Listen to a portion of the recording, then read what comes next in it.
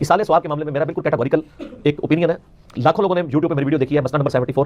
آپ اصالِ ثواب لکھیں یوٹیوب پہ, ٹاپ آف لسٹ میری ویڈیو کھل جائے گی, اس میں میں نے ساری چیزیں بتائی ہیں.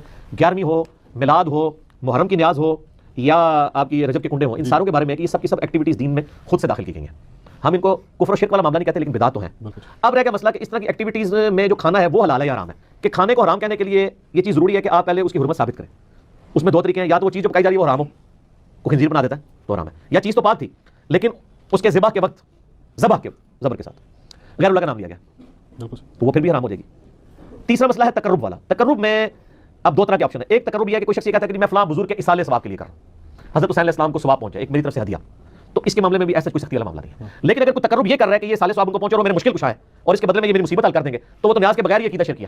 نیاز تو ظاہر رہ گئی, ایک ہی نہیں غلط ہے, ٹھیک ہے نا. تو ہمارا تو موقف یہ ہے کہ ہمارے پاس کوئی اس طرح کی کھانے پینے کی چیز لاتا ہے, ہم اس سے پہلے پوچھتے ہیں کس کے نام کی ہے.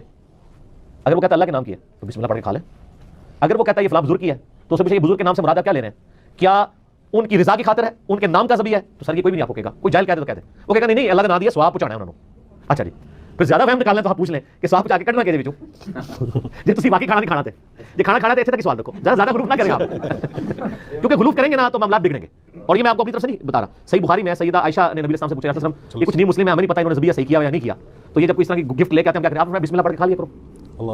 اللہ آپ نے کہا کہ بلاؤ, آپ یہ بھی کہہ سکتے تھے حلف دلواؤ, یہ وہ وہم نکالا کہ مسلمان کا ذبیحہ ہے نا تو اس نے ذہن رکھو, زیادہ نیٹی گریٹیز میں نہ پڑھو. سبحان اللہ, ٹھیک ہے نا. مسلمان کا ذبیحہ ہے نا اس کے اوپر آپ کو وہم نہیں کرنا چاہیے اگر وہ مسلمان ہے.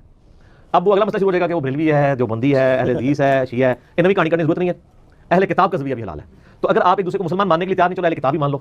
یہود و نصارہ کی عورتوں سے تو آپ کا نکاح جائز ہے سورۃ المائدہ کے پہلے رکوع کے تحت, اور اسی رکوع میں آتا ہے کہ اہل کتاب کا ذبیحہ بھی حلال ہے. جی ہاں, اگر وہ اللہ کے نام کے اوپر کیا ہو. تو اگر یہود و نصارہ کا اللہ کے نام کا ذبیحہ حلال ہے, تو جو آپ کے اپنے اہل کتاب ہیں قرآن کے فائنل ٹیسٹمنٹ کے ماننے والے, وہ تو old testament new testament tempered form میں مان رہے ہیں, اور وہ اتنے ظالم ہیں کہ نبی علیہ السلام کو وہ دجال سمجھتے ہیں. نعوذ باللہ, ظاہر پیغمبر نہیں مان رہے, تو جب آپ کسی کو پیغمبر نہیں مان رہے, جس طرح غلام قادیانی کو پیغمبر نہیں مانتے تو کیا سمجھتے ہیں؟ دجال کے اس نے دجل کیا, جھوٹ بولا ہے, اس کے باوجود اللہ تعالیٰ کہہ رہا ہے کہ ان کا ذبیحہ بھی حلال ہے. اور جو آپ کے نبی کے عاشق ہیں, جو محمد